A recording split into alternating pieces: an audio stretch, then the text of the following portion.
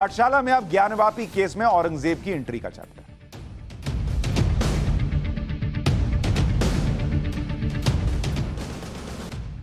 पाठशाला में हम आपको लगातार ज्ञानवापी श्रृंगार गौरी केस में अपडेट देते रहे। हम ज्ञानवापी के मुद्दे को तब भी कवर कर रहे थे जब सब इसे भूल चुके थे। हम आपको इस केस से जुड़ी हर बड़ी डेवलपमेंट बताते रहते हैं। ज्ञानवापी केस में एक बड़ी डेवलपमेंट हुई है। वाराणसी की जिला कोर्ट में सुनवाई के दौरान मुस्लिम पक्ष ने खुद ही मस्जिद की जगह मंदिर होने के सबूत दे दिए। ये सबूत क्या है, मुस्लिम पक्ष ने क्या कहा है, ये आपको विस्तार से बताता हूं। मुस्लिम पक्ष की तरफ से ज्ञानवापी मस्जिद कमेटी ने कोर्ट में दलील दी कि जिस वक्त ज्ञानवापी मस्जिद बनी थी उस वक्त औरंगजेब हिंदुस्तान का बादशाह था। सारी संपत्ति बादशाह की होती है, इसलिए ज्ञानवापी भी औरंगजेब की संपत्ति हो गई। मस्जिद पक्ष का दावा है कि औरंगजेब के वक्त में ही यह जमीन वक्फ को तालीम कर दी गई थी। हमारे साथ विष्णु जैन जी भी जुड़ गए हैं, अभी उनके पास भी चलूंगा, वो बताएंगे कोर्ट के अंदर क्या हुआ। विष्णु भाई, बहुत बहुत स्वागत आपका। 2 मिनट दीजिए, अभी जरा सा और डिटेल बता के आपके पास बस आ रहा हूं। तो तर्क ये दिया जा रहा है कि औरंगजेब चूंकि राजा था तो सब तो उसी का हो गया। तो भाई, तो फिर ज्ञानवापी में क्या दावा ठोकते हो? फिर तो पूरे देश में जितने मंदिर है सब पे दावा ठोक दो कि भाई यहां औरंगजेब का राज था, सब हो गया हमारा। यानी मस्जिद कमेटी ने पूरा मामला औरंगजेब और वक्फ प्रॉपर्टी की तरफ मोड़ दिया है। और मस्जिद कमेटी का दावा है कि ज्ञानवापी मस्जिद वक्फ बोर्ड की संपत्ति है। वक्फ बोर्ड के रिकॉर्ड में मस्जिद की संपत्ति दर्ज है, इसलिए वक्फ एक्ट 1995 के मुताबिक ज्ञानवापी मामले की सुनवाई का अधिकार सिविल कोर्ट को नहीं, बल्कि शरिया कानून के तहत वक्फ ट्रिब्यूनल में इसकी सुनवाई होनी चाहिए। कुल मिलाकर मस्जिद कमेटी इस मामले की सुनवाई जिला अदालत में होने के खिलाफ है और वो चाहती है कि यह मामला कोर्ट में न चले। अब जरा चलते हैं विष्णु जैन जी के पास, वो बताएंगे। विष्णु भाई, अभी तक तो 91 सुन रहे थे, 91 का एक्ट है, 91 का एक्ट है, 91 का एक्ट है। यहां मंदिर था ही नहीं, यहां तो मस्जिद ही थी।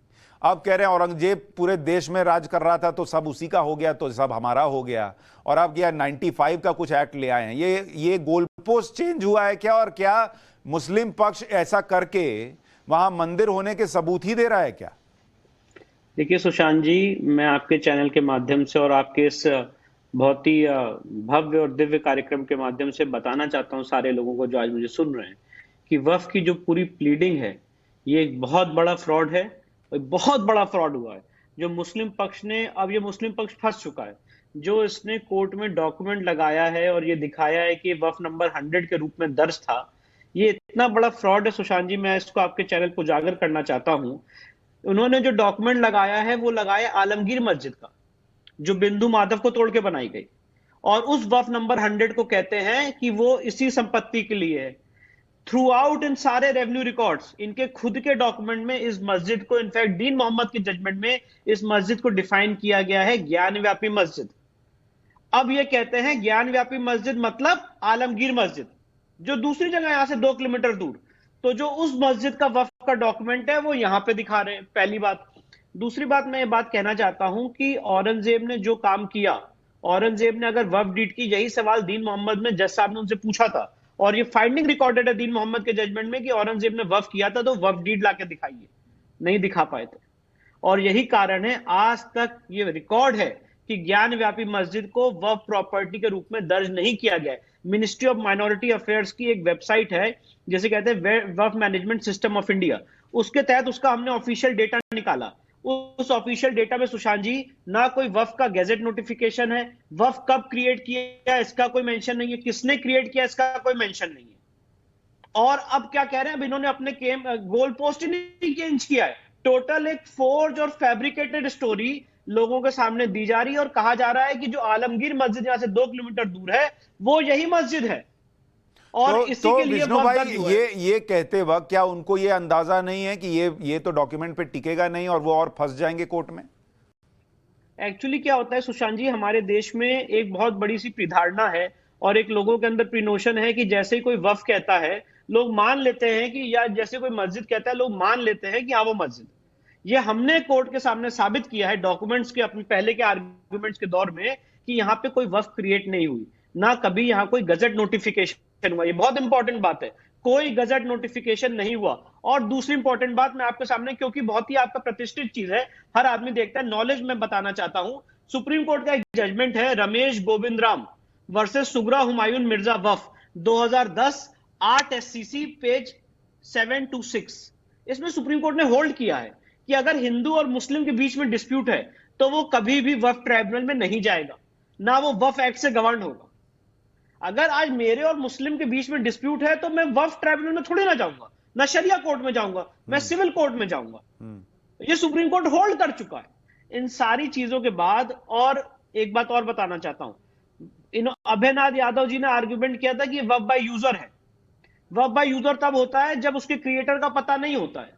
अब जो नए वकील साहब आए हैं, इन्होंने बहस की कि नहीं, ये वफ बाय यूजर नहीं है, इसको औरंगजेब ने वफ डीड इसको किया था। वफ डीड कहां है हमें नहीं पता, कब किया था हमें नहीं पता, कब गजेट हुआ नहीं पता, किसने क्रिएट किया नहीं पता, मुतवल्ली कौन है नहीं पता।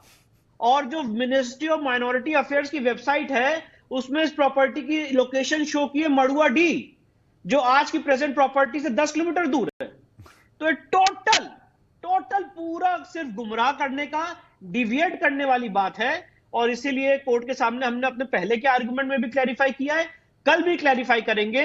और मैं ये बात आपके चैनल के माध्यम से कहना चाहता हूं कि इस केस में जहां एक पक्ष हिंदू हो, दूसरा पक्ष मुस्लिम हो, वहां पे वफ एक्ट अप्लाई नहीं होता है। सुप्रीम कोर्ट ऑलरेडी 2010 में ये बात होल्ड कर चुकी है।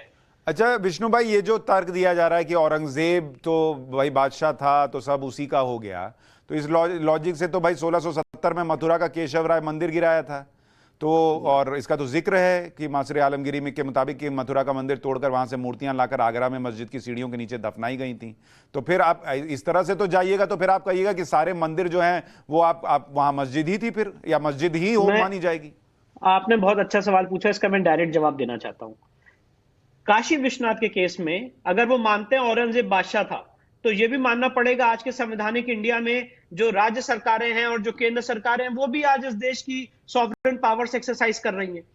तो यूपी सरकार ने काशी विश्वनाथ में एक स्पेशल एक्ट लाया था जिसे कहते हैं काशी विश्वनाथ एक्ट 1983, और उसके सेक्शन 2, 3, 4, 5 के तहत इस पूरी प्रॉपर्टी को देवता में निहित किया जा चुका है। तो अगर औरंगजेब ने कोई गलती की थी उस बादशाह ने, तो इस बादशाह ने, आज के सॉवरेन ने उसको रेस्टोर कर दिया है इस डेमोक्रेटिक सेटअप में। और सुप्रीम कोर्ट ने राम मंदिर के केस में ये बात कही है कि अगर सॉवरेन ने कोई काम किया इतिहास में, और यही पराशरन साहब का आर्गुमेंट था सुप्रीम कोर्ट के सामने राम मंदिर में, कि अगर कोई हिस्टोरिकल रॉन्ग हो जाए, कोई गलती हो जाए, तो क्या आज उसे रेक्टिफाई किया जा सकता है? तो सुप्रीम कोर्ट ने कहा यस, उसे रेक्टिफाई किया जा सकता है अगर आज का सॉवरेन उसे मान ले। और काशी के केस में यहां का जो सॉवरेन है वो एक स्पेशल एक्ट लाके इस पूरी प्रॉपर्टी को, पूरी संपत्ति को ज्ञानव्यापी मंदिर की संपत्ति घोषित कर चुका है, और दीन मोहम्मद के जजमेंट को ओवर रूल किया जा चुका है। ये सारी बातें बहुत ही विस्तृत रूप से, करीब सुप्रीम कोर्ट के 25 जजमेंट, अपना रिटन कंपाइलेशन, सारी बातें हम कोर्ट के सामने रख चुके हैं। और अब ये रिजॉइंडर की इनकी प्रक्रिया, इसका हम जवाब देंगे। और हमें पूरी उम्मीद है, कल माननीय न्यायालय ने इसको 11:30 बजे इसकी हियरिंग निर्धारित की है, हमें पूरी उम्मीद है कि कल इस मामले की हियरिंग कंक्लूड होगी और हम जिन 4 प्लेंटिफ्स को रिप्रेजेंट कर रहे हैं उनका पक्ष रख के कोर्ट के सामने गुजारिश करेंगे कि इसमें जजमेंट रिजर्व करें और लोगों के सामने फैसला। यानी फैसले से बहुत दूर नहीं है ये मामला, और जो बातें वहां हो रही हैं उसकी एक एक डिटेल हम पाठशाला में बता रहे हैं, और तब भी बता रहे हैं जब इसकी चर्चा लोग नहीं कर रहे। और विष्णु जैन जी का भी बहुत धन्यवाद कि वो बार बार आकर कार्यक्रम में एक एक डिटेल बहुत बहुत गहराई से बताते हैं। और विष्णु जैन जी और इनके पिताजी जो हैं उनका लोग भी बहुत धन्यवाद कर रहे हैं कि जिस तरह से मजबूती से आप इस केस को लड़ रहे हैं। विष्णु भाई बहुत बहुत धन्यवाद पाठशाला में जुड़ने के लिए आपका। सुनवाई के दौरान मस्जिद पक्ष ने यह भी दावा किया कि ज्ञानवापी मस्जिद की जमीन वक्फ बोर्ड की। ज्ञानवापी क्या वाकई वक्फ बोर्ड की संपत्ति है, इसका भी सच आपको बता दूं। पहले तो यह समझना होगा कि कौन सी संपत्ति वक्फ की संपत्ति हो सकती है। वक्फ का मतलब होता है धर्म के नाम पर दिया गया दान। यह दान पैसे, कोई चीज या संपत्ति भी हो सकती है। यानी किसी भी शख्स का धर्म के लिए किया गया किसी भी तरह का दान वक्फ कहलाता है। अगर किसी प्रॉपर्टी को लंबे वक्त तक धर्म के काम में इस्तेमाल किया जा रहा है तो उसे भी वक्फ माना जा सकता है। अगर कोई किसी संपत्ति को एक बार दान या वक्फ कर देता है तो उसे वापस नहीं लिया जा सकता है। ज्ञानवापी मस्जिद वक्फ की प्रॉपर्टी है या नहीं, इसे समझने के लिए यह जानना जरूरी है कि कौन सी प्रॉपर्टी वक्फ के तहत आती है। प्रॉपर्टी वक्फ दान है या नहीं, इसकी परिभाषा 1995 एक्ट के ही सेक्शन 3 में दी गई। यहां वक्फ की परिभाषा है कि कोई भी ऐसी चल या अचल संपत्ति जो मुस्लिम लॉ द्वारा मान्यता प्राप्त किसी धार्मिक या चैरिटेबल काम के लिए पूरी तरह से दान में दी गई है, वो आएगी वक्फ की प्रॉपर्टी में। यानी वक्फ बोर्ड उन्हीं संपत्तियों पर दावा कर सकता है जो इस्लाम को मानने वाले व्यक्ति ने धार्मिक और सामाजिक कार्य के लिए दान में दी हो, वो भी तब जब संपत्ति किसी ट्रस्ट या संस्था के नाम पर रजिस्टर्ड हो। अब अगर ज्ञानवापी केस में मुस्लिम पक्ष को माने तो औरंगजेब ने मस्जिद की जमीन दान दे दी, जिस पर अब वक्फ बोर्ड का कब्जा है। अब जो जमीन औरंगजेब की थी ही नहीं, वो उसे वक्फ के लिए कैसे दान दे सकता है? औरंगजेब उस जमीन का लीगल मालिक था ही नहीं, तो फिर वो संपत्ति को कैसे दान दे सकता है? और जब ये मस्जिद वक्फ की संपत्ति ही नहीं है तो इस पर वक्फ एक्ट लागू कैसे हो सकता है?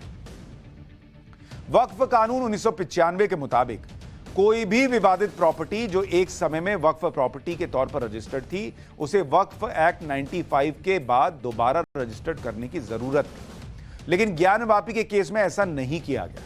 इसके अलावा वक्फ कानून 1995 सिर्फ मुस्लिमों की संपत्ति के विवाद से जुड़ा है। जहां हिंदू मुस्लिम के संपत्ति विवाद की बात आती है, वहां वक्फ कानून के तहत फैसला नहीं हो सकता, जो अभी विष्णु जैन जी बता रहे थे। तो यह है ज्ञानवापी केस में अभी तक का अपडेट जो आप जानना चाहते थे।